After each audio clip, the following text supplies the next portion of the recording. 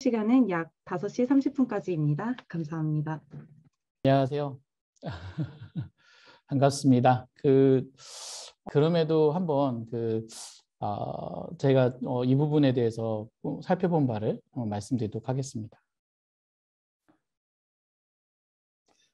이미 앞에서 많은 분들이 얘기해 주셨지만은 매트릭스라는 영화가 1999년도에 오픈을 했죠. 그때 당시에 저도 한번 봤었는데 정말 제 인생을 좌우하는 영화였습니다.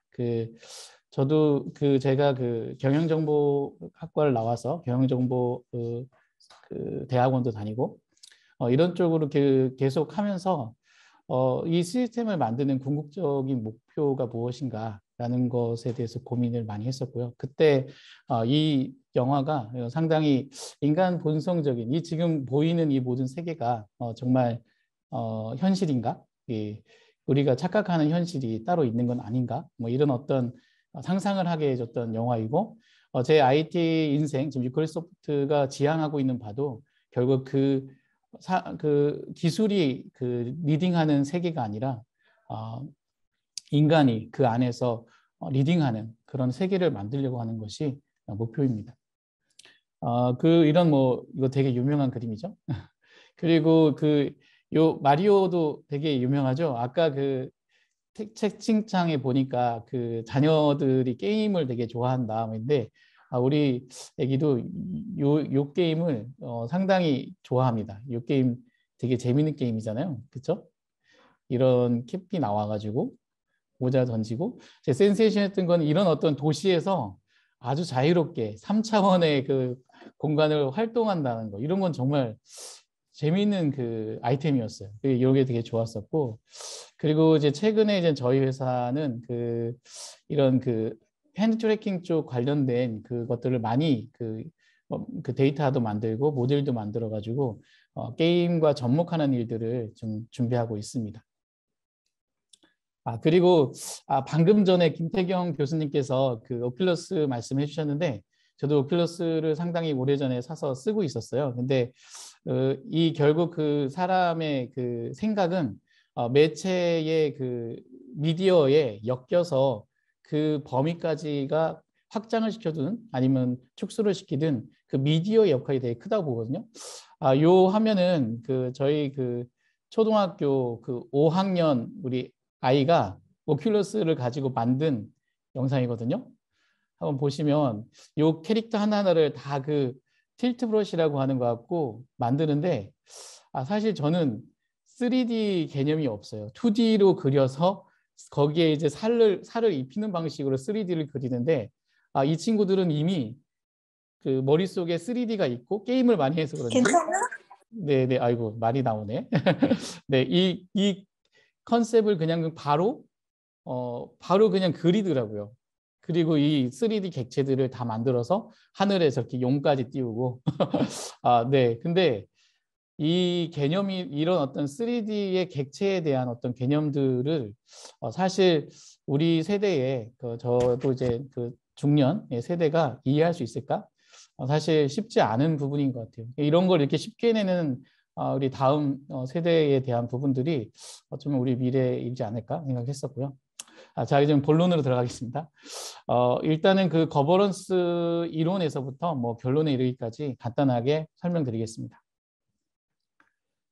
거버넌스라고 하는 거는 이미 많은 분들이 알고 있는 바지만 예전에 왕정 시대부터 정부가 이끌어가는 어떤 방식에 대한 내용이었는데요. 과거에는 절대 왕정, 아니면 모든 정부의 모든 힘이 있었기 때문에 거기에서 모든 것을 주도해 나갔습니다. 하지만 지금 우리가 겪고 있는 이 상황에도 그리고 기술이 발전하고 사회가 복잡해지고 복잡계의 세계로 들어가면서부터 결국 정부 혼자 무언가 할 수 없는 상황이 되다 보니 이런 사회적인 문제를 시민사회와 같이 협력해서 해결해가는 메커니즘이 이 거버넌스 개념에 많이 포함이 되게 됩니다. 그렇다면 지금 스마트 관광 산업에서 이 거버넌스가 필요한 건가요? 사실 지금 우리 인류는 초유의 사태를 받고 있죠. 제가 이 자료를 준비하면서 상당히 많은 그 관광 관련된 그 업계에 종사하시는 분들의 영상도 보고 그런 인터뷰들도 보고 했었는데 상당히 어려워하는 분들이 많았습니다. 뭐 이건 거의 절망 수준. 뭐 80%의 매출이 떨어졌다. 20%밖에 안 남았다. 이런 분들도 많았고요. 전무한 분도 많았죠. 근데 이런 어떤 그 전대미문의 어떤 상황에서 이 상황을 겪고 있고, 그리고 이 뒷단에 이제 그 사실 뭐 MZ세대라고 써 있었는데 사실 저는 MZ세대라는 좀 단어를 구분하는 건 좀 별로 좋아하진 않아서 그냥 새로운 가치라는 표현을 쓰겠습니다. 시대가 바뀌면서 가치에 대한 소비도 많이 바뀌고 내가 제일 중요하고 그리고 굳이 내가 누군가의 말에 휘둘리지 않는 어떤 그런 세대가 등장하고 있죠. 근데 이런 어떤 시대적인 그 변화가 사실 누구 혼자가 야 이게 내가 진리야, 내가 길이야라고 제시할 수 있을까요? 저는 이런 부분에서 정부와 그리고 민간 그리고 학교가 그 대학이나 이런 산학이 다 같이 그 거버넌스 관점에서 이 상황을 헤쳐나가야 되지 않을까라는 생각이 듭니다. 이미 이런 노력들을 그 정부 주도로 진행하고 있고 좀 더 우리가 적극적인 참여가 필요하다고 생각합니다. 그래서 네트워크 거버넌스와 같이 서로가 유기적으로 연결을 해서 돼야 한다. 그렇다면 어떻게 이제 스마트 관광 거버넌스에 대해서 그 연구가 되고 있는지 한번 살펴보면 지금 그 코로나 시대에 그 관광을 한번 제가 찾아를 봤어요. 근데 그 큰 그 내용은 요 두 장으로 그 요약이 되는 것 같아요.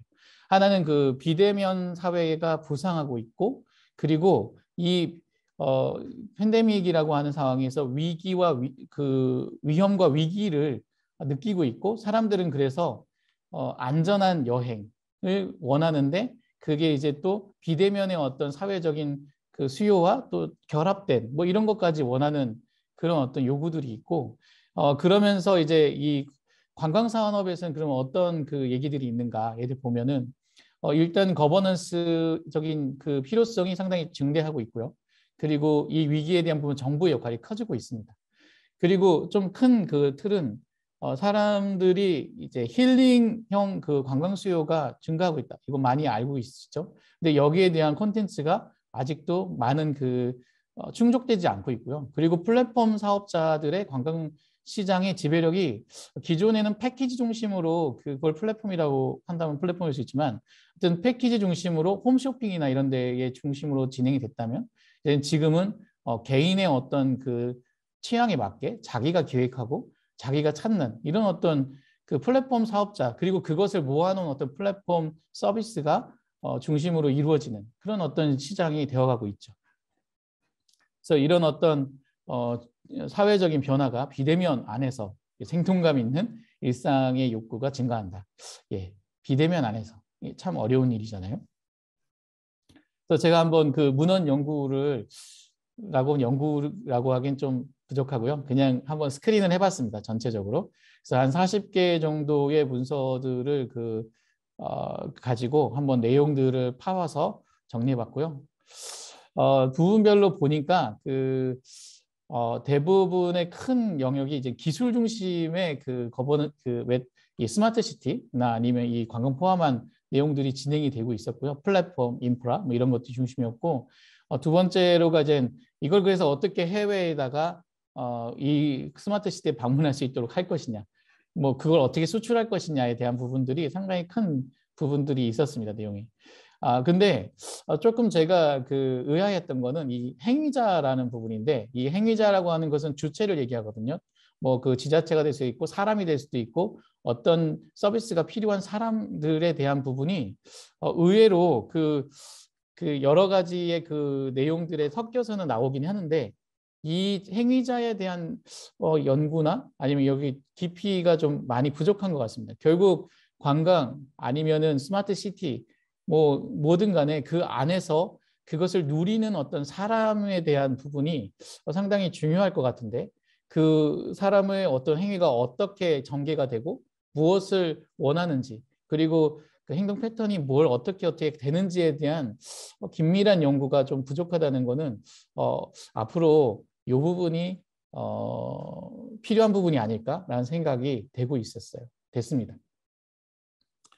그래서 정보 부분에서는 이제 크게 스마트 관광 도시라고 했을 때 이미 다 아시는 내용이겠지만 저는 이제 새로 보는 입장에서 이 관광 요소라고 하는 그 어떤 대상이 있는 거죠. 근데 우리가 보고자 하는 공감하고자 하는 대상, 꼭 명소가 아니어도 나만의 어떤 공간, 그런 부분과 기술적인 지금의 VR, AR 같은 이런 기술적인 이나 아니면 웹이라고 하더라도 이 요소들이 융복합해서 그것을 누리고자 하는 관광객이 차별화된 경험을 제공해야 되죠. 그 기존의 어떤 패키지나 뭐 이런 부분들도 이제 많이 바뀌고 있잖아요. 이런 어떤 하지만 콘텐츠에 대한 차별화된 제공을 고민하고 있나? 이 부분은 고민은 많이 하고 있지만 사실 행위자에 대한 그 연구 없이 어렵겠죠. 그리고 그게 지속적으로 돼야 한다에 대한 부분이 스마트 관광도시의 정의인 것 같아요.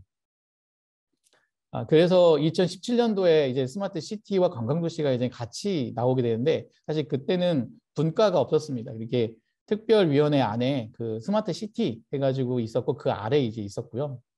이제 19년도에 이제 약간 나옵니다. 근데 여기도 스마트 관광도시라고 하는 도시는 스마트 도시 시티는 계속 부각되는데 근데 이제 혁신 생태계나 민간 비즈니스 모델 발굴의 한 꼭지로 이제 관광 서비스가 나왔었죠. 근데 이제 팬데믹 되면서 2020년부터는 본격적으로 이제 스마트 관광 도시를 어떻게 만들 것인가에 대한 것이 나오기 시작했고요. 어쩌면 여기 학회에 계신 많은 교수님들과 연구자분들의 노력으로 이게 된 게 아닌가 저는 생각은 했고, 근데 이제 그때 이제 핵심은 이제 교통 연계형에서 그 교통의 중심에 있는 것과 관광지를 많이 갖고 있는 어떤 명소형 그리고 그런 것도 이건 것도 없는 데는 뭔가 발굴해야 되는 강수형 이런 식으로 좀 더 세분화된 그 스마트 시티, 스마트 관광 도시의 개발 계획들을 제시했었습니다. 그리고 지역적으로 보면 그 78개 지자체가 이제 스마트 도시 전담팀을 갖고 있어요, 이미. 그래서 2017년 그 발족할 때 우리나라 그 지자체가 220 몇 개이죠. 근데 그 중에 78개면 상당히 그 큰 규모입니다. 모두가 스마트 도시를 꿈꾸면서 그 안에서 스마트 관광도시 사업에 대한 부분들을 끊임없이 지금 하고 있죠. 그리고 행위자 부분에서도 이제 되게 그 정부, 광역시, 지자체 뭐 이렇게는 나오는데 근데 그 조금 이 문건들을 보면서 관광도시 내에서의 행위자의 역할, 뭐 그 관광 자원을 갖고 있는 사람이나 아니면 그것을 보아야 하는 사람이나 아니면 그거를 크리에이티브해야 되는 사람 이런 사람들의 역할들이 조금 모호하고 없습니다. 잘 이런 부분들도 같이 있어야 되는 게 아닌가. 그래서 중요한 거는 그 안에의 사람들이 이 스마트 관광도시를 만들기 위해 이 문제 해결에 대한 방안을 함께 설계하는 그런 어떤 연구적인 거버넌스가 있어야 되지 않는가 생각했고요. 그리고 여기는 이제 영국의 맨체스터에서 그 마크 소사이어티 해서 스마트 시민의 역할을 강조하는 내용을 한번 이렇게 그 선언문을 냈는데 여기 보시면 장소에 대한 책임 되게 그 괜찮죠? 그리고 기술을 있는 그대로 받아들이지 않고 적절하게 변화시키는 생각을 해야 된다. 이런 부분들이 사실 그 무엇인가 상품화하고 관광화한다는 것은 그 관광의 대상이 있다는 것도 중요하지만 그 주변에 그 서비스를 제공하는 사람들의 생각도 되게 중요하거든요. 근데 어떤 이런 마인드를 만드는 그 부분에 대해서 이런 어떤 선언문 같은 것들이 되게 좋은 것 같아요. 그리고 스스로 보유한 지식과 배움을 끊임없이 공유하고 또 그것이 곧 그 공유가 바로 진정한 가치를 만들기 때문이다. 예. 아까 그 가치 창출에 대한 부분을 얘기했지만 결국 누군가 돈을 소비한다고 했을 때는 그게 나한테 도움이 돼야 되고 이 사람들이 고민했던 거 나도 그런 어떤 고민에서 힐링 아니면 도움 아니면 마음의 위로를 받고 싶어 뭐 이런 어떤 레저 뭐 이런 것들이 같이 가야지 소비가 일어날 수 있다고 저는 생각합니다. 글로벌에서도 많이 이런 일들이 하고 있는데 스마트 관광 도시는 보통 보니까 그 해외 수출 목표로 많이 하더라고요. 당연할 수 있어요, 글로벌에선. 네, 그러면서 이제 많이 부각되는 게 이 K 관광 콘텐츠 요즘 많이 보시죠? 그래서 한류 콘텐츠를 연계해서 관광 경로를 개발하잖아요. 그러니까 아까 그 고철모 그 교수님께서 이 메타버스라고 하는 이 매체는 실제 관광, 사실 리얼한 어떤 현장의 그 관광을 대신할 수 있을까요? 저는 절대 어떤 이런 도구들이 아직은 아니라고 생각합니다. 그래서 결국은 리얼한 어떤 그 여행을 더 유도할 수 있는 어떤 역할만 해준다면 상당히 큰 역할이 될 수 있다고 보거든요. 이런 역할들은 이미 많은 부분에서 보셨을 거라고 생각합니다. 한류를 통해서 외국의 사람들이 한국에 관심을 갖게 되는. 요 게임, 요거는 이제 그 펄스비어스의 그 도깨비라는 건데요. 혹시 보이시죠? 네, 보시면 풍경이 좀 어떻습니까? 풍경이 되게 한국스럽지 않으세요? 네, 한국에서 만들었으니까 당연히 한국스럽죠. 근데 사람들이 이 광경을 보고 저는 이제 유튜브에서 짤 영상이라고 해서 이렇게 짧게 사람들의 반응을 많이 보거든요. 근데 그 반응을 보면 다들 외국인이 뭐라고 하냐면 이 게임도 재밌었지만 아니 여기 어디야? 이 공간 어디야? 라고 물어봐요. 그러면서 여기가 한국이라는 데란다 이렇게 얘기를 하면서 그 서로 이렇게 서로 얘기하는 거 그런 놀라는 것들을 좀 많은 영상을 봤어요. 그러니까 사실 꼭 스마트 그 관광 도시라고 하는 것이 아까는 되게 리얼한 어떤 것들을 계속 보였지만 이런 어떤 스토리를 담은 게임의 뒤에 배경으로만 쓰여도 사람들은 관심을 갖더라라는 것이고요. 그리고 네, 그래서 이제 그 스마트 관광 도시에 대한 거머스 연구 동향을 한번 보면 이게 그 어디다 잠시만요. 예, 서울관광재단에서 개발한 그 평가표인데 이 매력성, 접근 가능성, 디지털 준비도, 지속 가능성 이런 거 가지고서 한번 경제력 지표를 한번 뽑아봤답니다. 그 결과가 어떻게 나왔냐면 서울이 의외로 선방했다. 이거 조작된 거 아니죠? 네, 저도 그렇게 생각 안 정남호 합니다. 학장님한테 물어보세요. 네? 그런 저희는 진실만 얘기합니다. 그런 네. 무서운 말씀하시면 안 되죠. 네, 진실이라고 생각하고 있습니다. 네, 그런데 어쨌든 평가표에 의해서 나왔을 때 그 상당히 좋은 어떤 그 포지션을 가지고 있는데 그 포지션에 대한 컨텐츠가 얼마나 준비되어 있는가에 대한 부분을 이제 열심히 하고 있는 것 같아요. 네. 네, 그랬고요. 그리고 기술 부분에서도 보면 스마트 도시의 한 부분은 이제 관광 서비스가 지금 이렇게 보이시죠? 네. 근데 사실 아까 그 영상에서도 잠깐 봤지만 스마트 시티의 어떤 그 분석의 내용들이 사실 관광 서비스에 같이 연결이 될 수가 있습니다. 근데 안타깝게도 이 디지털 트윈의 어떤 그 기술 라이프 사이클을 보면 지금 여기가 혐오의 계곡이거든요. 예, 지금 모두가 야 그거 별거 없더라. 야 그거 아무것도 없더라. 이런 어떤 얘기들이 나올 지금 그 시기인 것 같아요. 지금 근데 이 시기를 지나고 나면 이제 안정적 성장기가 가거든요. 그러니까 조금 부정적 시각 안에서도 좀 희망을 가질 수 있는 그런 게 필요할 것 같습니다. 자, 이 부분은 이제 그 제가 헬싱키 아시죠? 헬싱키에서 아까도 비슷한 어디 그 절이었는데 거기하고 비슷하게 만들었어요. 근데 여기도 자기들의 도시 공간을 이렇게 그 버추얼하게 언리얼 엔진 가지고 만들었고 이것을 통해서 몰입형 경험을 제공한다고 하죠. 몰입형 경험. 결국 그 관광이라는 것도 무엇인가 몰입할 수 있는 가장 아름다운 순간을 담아내는 이런 어떤 기술들이 이런 그것들이 가공이 돼야 되지 않을까 싶습니다. 근데 사실 이건 다 요즘 하고 있는 거여서 근데 여기가 저는 되게 재밌었어요. 어떤 특정한 공간, 특정한 공연에서 사용자에게 새로운 경험, 되게 경험을 주는 거, 이게 사실은 또 관광의 묘미 아닐까 싶습니다. 어떤 공연을 한다거나 할 때 단지 포켓몬 정도의 수준이 아니라 이렇게 아름다운 어떤 이런 것들을 제공한다면 그 대형 스크린으로, 그러면 사람들이 그곳에서 특별한 그 장소와 거기서 특별한 경험을 하게 되고 그 경험이 결국 다음에 또 한 번 오고 싶은 이런 어떤 유발 효과를 만들 수 있지 않을까요? 뭐 이런 콘텐츠들이 많이 만들어졌으면 좋겠습니다. 그리고 이 부분은 아까 잠깐 얘기가 나왔었는데 이게 파리입니다. 파리 옛날이 이랬대요. 예. 근데 이 파리가 이제 계속 가면서 바뀝니다.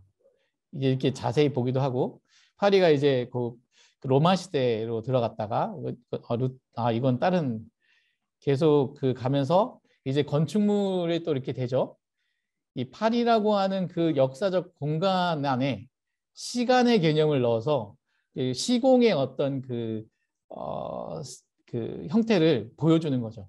그리고 이것을 보는 사람으로 하여금 어느 공간에 대한 상당히 많은 지식을 알게 하고, 저 공간에 한번 가보고 싶다.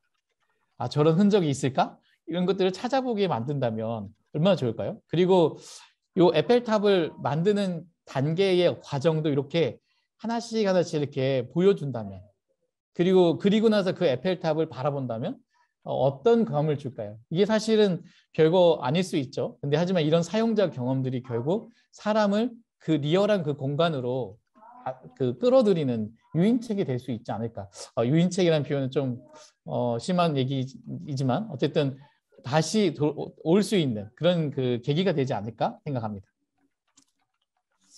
그리고 그 다음에 스마트 관광 거버넌스에 대한 또 연구에서 사실 ITU라고 국제 전신 연합에서 이 거버넌스, 스마트 관광 도시의 거버넌스에 대한 좀 일부 데이터 관련해서 원칙을 좀 내놓았습니다. 그 내용에 이제 중요한 거는 투명하고 공정해야 한다. 어느 회사의 플랫폼이나 어느 회사의 그것에 소속돼서는 안 되고요. 그리고 최대한 표준을 지키기 위해서는 사실 V월드라고 아까 잠깐 나왔었는데 V월드 상당히 부족한 게 많거든요. 하지만 V월드와 구글 맵하고 서로 호환이 되고 있고 카카오 맵이 서로 호환이 되기 때문에 되게 사랑을 받고 있습니다. 왜냐하면 호환하는 거 하나 때문에 표준으로. 그런데 네이버 랩 같은 경우에는 약간 자기 독자적인 기술을 쓰다 보니까 호환은 좀 어떤 특별한 좋은 것들은 구현이 되지만 무엇과 호환해서 쓸 때는 상당히 어려움들이 있어요.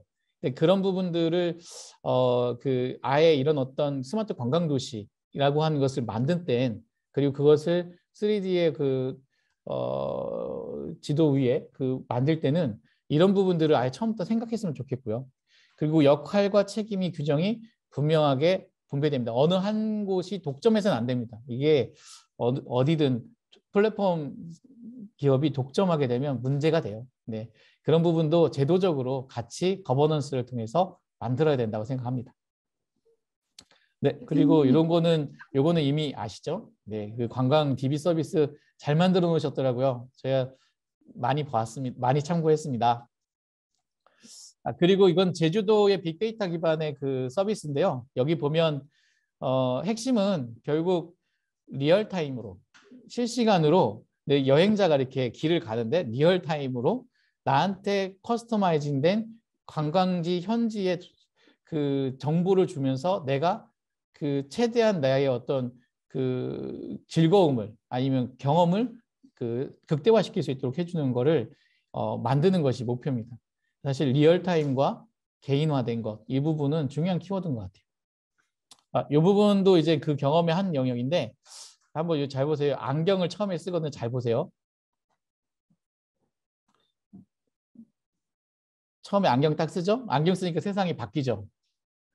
예, 스마트 안경을 딱 쓰니까 세상이 알록달록해지고 멋집니다. 저기 피카츄도 놀고 있고, 예, 그리고 이렇게 음식점 이런 데도 최고. 누르면 주문이 바로 여기서 되고, 딱 음식이 나오고, 음식이 뭔지. 되게 AR 서비스 치고는 정말 이게 지금 이제 이런 문도 만들어주는 거죠. AR 서비스 치고는 상당히 실시간성과 내 커스터마이징 된 나한테 맞추어진 이런 서비스를 만들 수 있다.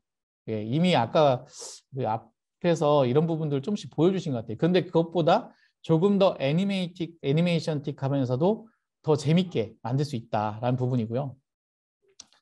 그런데 이제 중요한 건 아무리 이렇게 되더라도 이런 여러 가지 요소들이 있잖아요. 나머지는 다 인프라적인 요소들입니다. 사실은. 근데 이 스마트 편의 때문에 사람들은 사실 돈을 씁니다. 이 수익 모델에 대한 부분은 아무리 강조해도 중요하죠. 아까 제가 많은 여기에 종사하시는 분들의 영상을 봤다고 했지 않습니까? 정말 어려운 상황들이 많아요. 그분들이 돈을 벌 수 있게 해드려야 되는 거잖아요. 근데 그런 어떤 부분에서 저는 좀 고민을 해봐야 된다라는 생각을 하고요. 여기는 이제 이미 아시겠지만 싱가포르입니다. 버추얼 싱가포르인데 버추얼이라 해서 저는 다 이게 가상일 줄 알았어요. 근데 여기는 그건 아니더라고요. 아까 360도 영상이나 이런 걸로 영상을 그리고 대신 그 영상과 리얼의 영상을 같이 믹스를 이렇게 해서 같이 움직이게 만드는 이런 어떤 하고 거기에 이제 분석적 요소들, 그러니까 도시나 관광 어떤 트래픽이나 아니면 이런 것들, 교통 트래픽들을 미리 시뮬레이션 해볼 수 있는 사실 시뮬레이션 기능이 되게 중요하거든요. 그런 어떤 부분들도 집어넣어서 만들었더라고요. 이게 재미납니다. 그리고 그 다음에가 이제 거기 안에서 어떻게 이제 이거는 버추얼 싱가포르 안에 있는 또 하나의 컨텐츠인데 이분이 이제 음식을 만드시는 거예요. 그러면 그걸가 모든 사람들이 들어와가지고 보면서 이분이 장인이세요. 그래서 음식을 맛있게 만들어서 같이 먹죠. 근데 이분은 이 영상을 찍고 또 대박이 났답니다. 왜냐하면 이 영상을 봤던 분들이 내가 만들었는데 그 맛이 안 나요. 그곳이 어디예요? 하고 찾아가는 이런 어떤 사람들을 모으는 또 이런 서비스가 되는 거예요. 그런 어떤 상황이 되는 거죠. 그러니까 사실 관광이라고 하고 했을 때 그것이 개인의 어떤 만족을 위한 것도 있지만 그것에 종사하고 있는 사람들도 그 안에서 좀 누릴 수 있는 부분도 중요한 것 같다. 돈을 벌 수 있고 거기서 누릴 수 있게 하는 게 중요한 것 같아요. 이게 이제 마지막 영상인데요. 이거는 에어비앤비가 예전에는 숙박시설로 돈을 벌었지만 최근에는 숙박시설은 30% 이내이고 대부분은 이걸로 돈을 번답니다. 어드벤처. 그러니까 장소, 공간에 특별한 어드벤처에 대한 부분들을 제공하고 그걸 이렇게 정말 맛깔나게 이렇게 영상으로 만든 거죠. 그러니까 사람들이 이걸 보고 아니 저런 곳이 있어? 하고 글로 가는데 여기에 이제 예약하세요. 이렇게 딱 뜨는 겁니다. 마지막에 보면. 그래서 마지막에 지금 빨리 부킹하세요. 이렇게 해서 이걸로 돈을 훨씬 더 많이 번대요. 그러니까 사실 아까 저희가 VR이나 AR, 메타버스 안에서 여러 가지를 소개하지만 결국 거기서 예약을 끌어내는 그런 필수 콘텐츠들이 같이 논의가 돼야 된다. 그게 꼭 3D 콘텐츠가 아니어도 이런 어떤 리얼한 거여도 충분하다라는 거죠. 에어비앤비가 하나의 성공 사례를 보여준 거죠. 네, 그런 어떤 부분에서 이제 스마트 시티는 이런 스마트 시티가 아니죠. 이제 스마트 시티의 얼라이언스들이 저렇게 진행되고 이제 메타버스 네, 저 끝나가죠. 네, 빨리 갈게요. 네. 네. 네. 이렇게 최근에 생긴 분과고요. 그래서 민간 분야와 메타버스 분야에서 민간과 공공이 같이 협력해서 이 서비스 개발과 확산의 구심점 역할을 하도록 만들겠다. 근데 이게 지금 현재 이 메타버스 얼라이언스의 주도에 돈이 상당히 많이 풀리고 있습니다.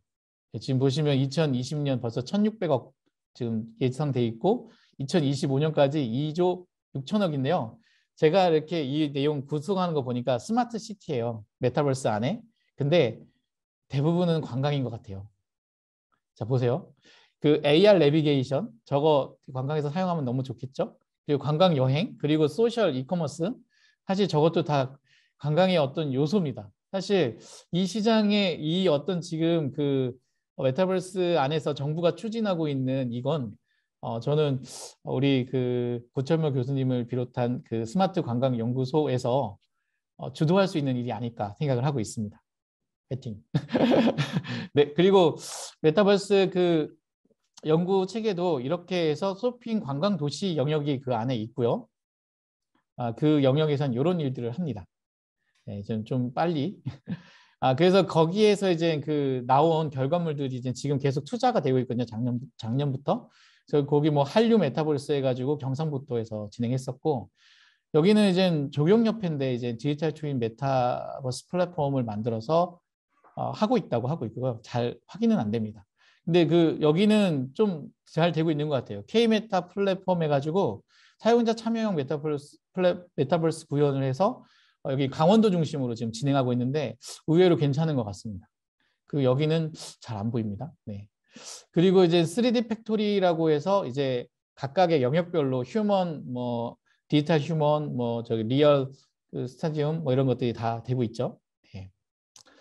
그리고 이런 어떤 그 지역 메타버스 스마트 관광 도시는 이렇게 지금 인천 이음이 가장 그 대표적인 사이트인 것 같아요. 그래서 이 부분이 상당히 그 많은 거버넌스들이 그 관과 그리고 민간 그리고 그 이런 그 기업들이 다 같이 모여서 만들고 있죠. 사실 도시를 설계하는 것이 누군가의 혼자야 되는 게 아니니까요. 그리고 맵도 만들고 있고요. 그리고 이런 이 부분도 있습니다. 예, 서울도 이제 막 출발하고 있습니다. 네, 자기 자체 예산 가지고 이런 어떤 로드맵으로 진행하고 그 나름 체계적으로 하고 있는 것 같습니다. 체계적으로 될 건지에 대한 부분 좀 더 봐야 되겠지만, 그리고 강원도 아까 얘기 드린 그 메타몰스라고 하는 걸로 지금 진행하고 있고요. 이거 다 관련돼 있으시죠? 네. 그리고 이렇게 되게 좋습니다. 네. 그리고 부산도 지금 이렇게 하고 있고요. 그 여기도 상당히 5년 동안 많은 돈을 쓴다고 했는데, 네, 쓴다고 합니다. 이게 이제 그 연구원에서 만든 영상인데요. 아까 그런 디지털 공간에서 어떻게 인터랙티브를 하고 공원에 뭔가 볼 수 있게 이렇게 로블록스 기반으로 뭔가 만든 것 같아요. 그래서 관광할 수 있게 만드는 부분들이 있습니다. 그리고 이거는 김해시고 지금은 이건 이미 본 사업을 19년도에 했습니다. 근데 모르겠어요. 업그레이드는 좀 더 봐야 될 것 같아요. 여기도 마찬가지고요. 그리고 부여시도 했고요. 네, 이렇게 계획은 잘 돼 있죠. 네, 그리고 이렇게 하고 있습니다. 그리고 부산시도 지금 하고 있습니다. 네, 그리고 부산시 수영구도 하고 있고.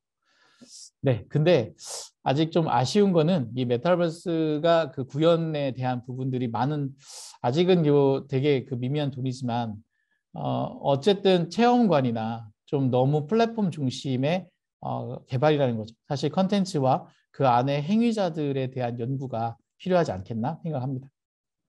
네, 그래서 결론적으로 그 말씀드리자면 크게 이제 스마트 관광도시 거버넌스가 이때 그게 이제 사실 메타버스와 이 그 거버넌스 스마트 관광도시의 거버넌스를 서로 한 가지로 볼 필요는 없을 것 같습니다.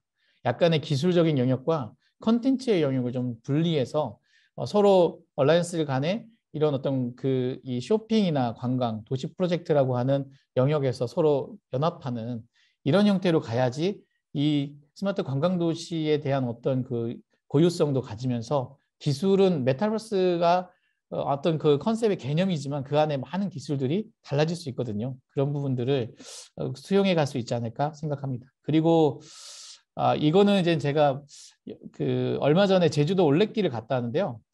상당히 그 길죠. 근데 제가 그 길을 다니면서 느낀 게 뭐냐면 길을 만드는 사람들, 이 올레길을 만든 사람들의 세심함을 느꼈습니다. 그 저런 푯말도 다 있고요. 곳곳마다. 그리고 경치 좋은 데는 저렇게 또 의자도 이렇게 또 자기 조형물과 같이 있어요. 근데 가만히 그리고 또 길이 좀 그 뭔가 이렇게 안 좋으면 거기에 또 이렇게 손으로 이렇게 정비한 흔적이 보입니다. 근데 그렇게 길을 만든 사람들의 노력 때문에 엄청난 많은 사람들이 이 올레길을 찾고 있는 게 아닌가.